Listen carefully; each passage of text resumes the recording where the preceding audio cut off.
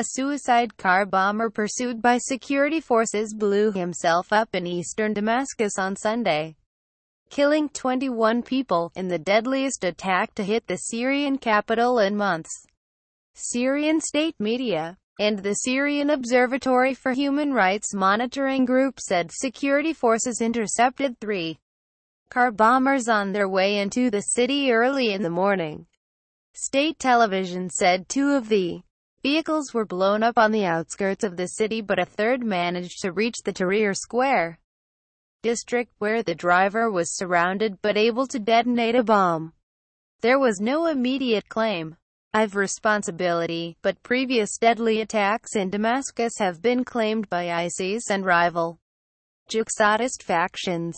The UK-based observatory said 21 people were killed in the bombing, including at least 7 members of pro-regime security forces and 2 civilians. It had not identified the remaining victims. It said at least 12 other people were wounded in the blast.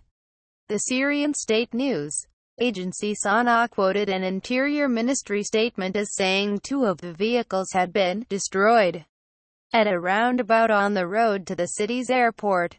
The driver of the third blew himself up while being pursued, it said, killing a number of civilians, injuring others, and causing material damage to public and private properties.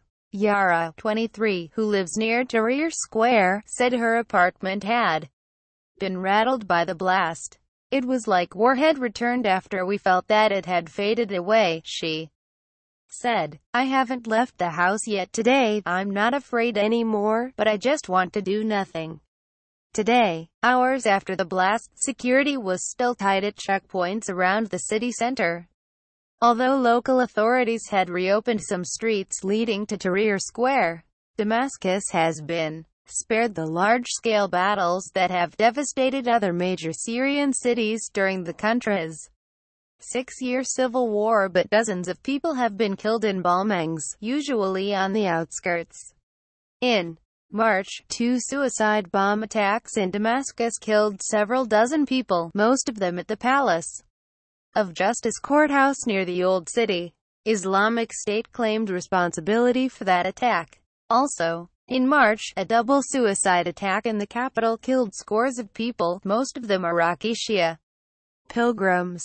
That attack was claimed by the Tahrir al-Sham alliance of Islamist insurgents, which is spearheaded by a jihadist group formerly known as the Nusra Front.